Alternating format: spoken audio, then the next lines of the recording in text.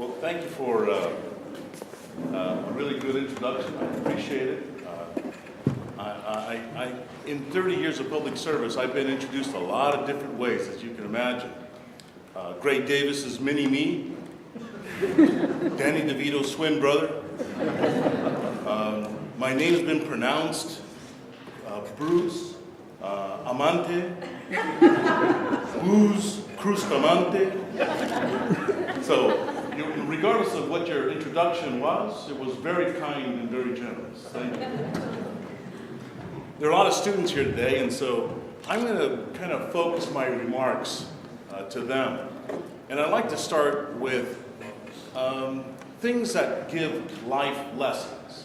There are things around you all the time that you can draw and find clarity from those kinds of stories that both your parents tell, from stories in the Bible, from just things around you.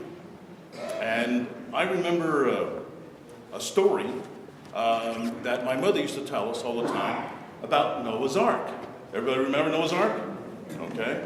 Well, I learned some life lessons from that story. I learned 10 of them, and so I'd like to give them to you today. First, whatever you do, don't miss the boat. Number 2, remember that we're all going to be in the same boat.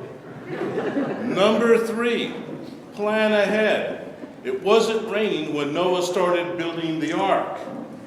Number 4, stay alert and be patient.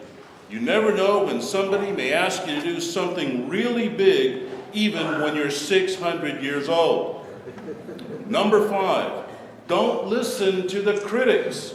Just get on with the job that needs to be done. Number 6, build your future on high ground. Number 7, for safety's sake, always travel in pairs. Number 8, speed isn't always the best advantage. The snails were on board the same time that the cheetahs were. Number 9, when you are being overwhelmed by the stormy waves in your life, you might just float a while. And number 10, the lesson I learned from Noah's Ark that you should definitely keep in mind is that the ark, which was built by amateurs, survived. The Titanic, which was built by professionals, sank.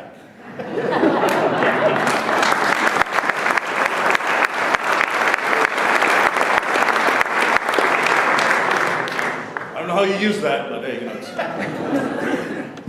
to the many students in the audience, I'm going to tell you a little something that maybe you've never been told before. Or maybe adults have tried to tell you, but they've told it to you in different ways.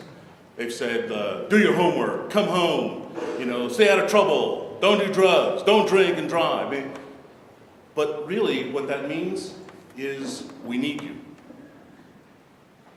We need you. We need you to achieve. We need you to finish school. We need you to be good professionals and entrepreneurs.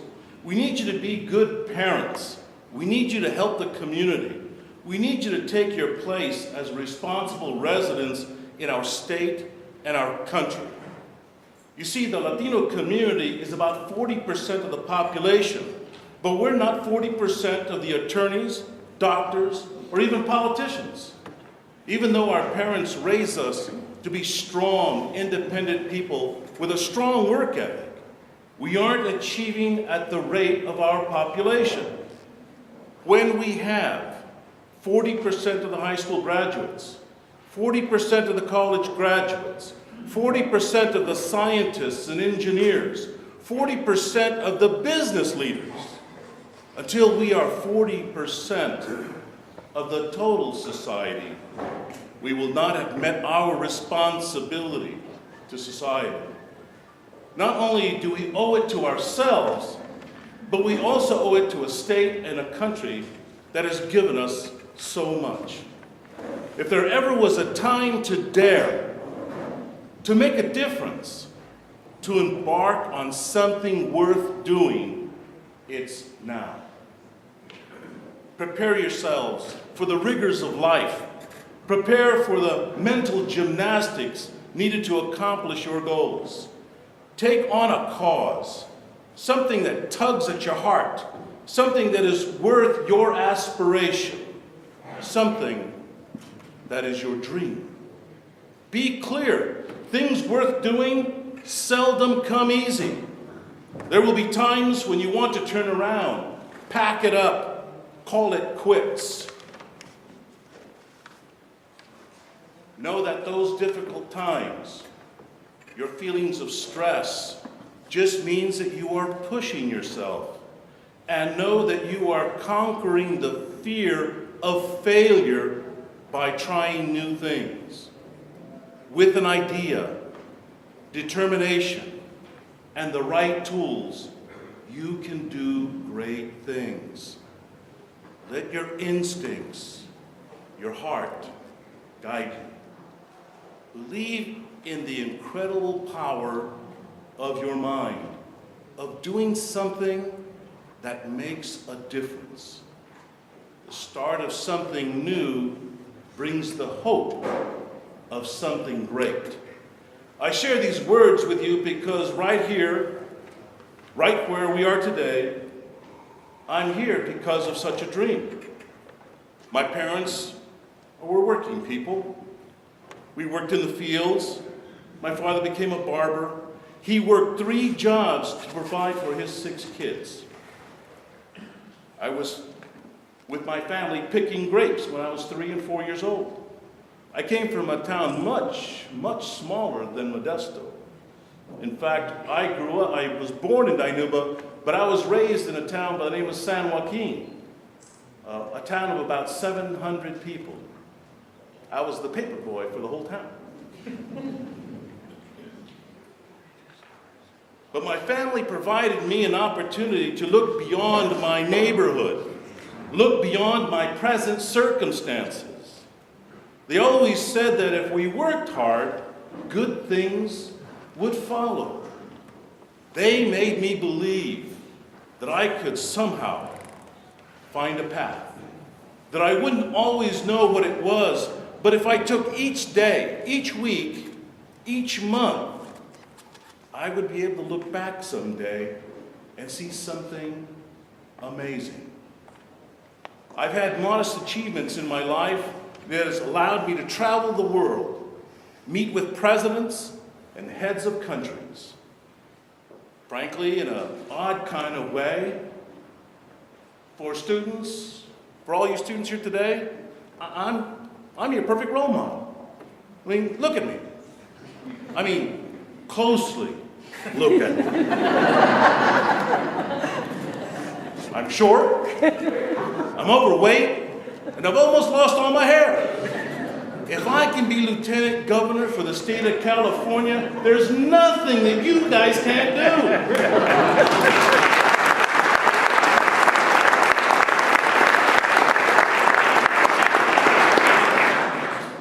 Always remember where you come from, your family, your community. Life can get a little crazy. You need to keep focused. As you try to make your way in the world will try to make you into what it wants you to be. It will try to sanitize you, make you conform, make you like everyone else. But you are you. Each and every one of you are unique. There'll never be another you. So say your name with pride. Say it in your heart. And make the world remember it. Do that. And the journey in your life will be life-fulfilling, an adventure. You are the future leaders of this community, our state, and our nation. So, set your goals real high. Believe in yourself. Stay inspired. If I can make it, you can make it. If some of my dreams came true, your dreams can come true. Let me quote 2 people that I admire greatly. two extraordinary Americans who forever changed the world with their determination and vision, and it is their message to you. Your work is going to fill a large part of your life, and the only way to be truly satisfied is to do what you believe is great work. And the only way to do great work is to love what you do. If you haven't found it, keep looking. As with all matters of heart, you'll know it when you find it. And like any great relationship, it just keeps getting better and better as the years roll on. So keep looking until you find it. Don't settle. Those words were from the founder of Apple Computer, Steve Jobs. And the last person that I'd like to quote is someone who is not just a part of this assembly today, but is a role model for leaders and for our community. A person by the name of César Chávez who had thoughts about future generations. So he is talking directly to you through these words. It's not enough to teach our young people to be successful so that they can realize their ambitions, so that they can earn good livings, so that they can accumulate the material things that society bestows. Those are worthwhile goals, but it is not enough to progress as individuals while our friends and neighbors are left behind. Perhaps we can bring the day when children will learn from their earliest days that being fully man and fully woman means to give one's life to our brothers and sisters who suffer. It is up to each one of us. It won't happen unless we decide to use our lives to show the way. So, dare greatly, be persistent, con ganas. You can change the world around you. My best to all of you, and thank you to the Latino Community Roundtable for asking me to be here with you today.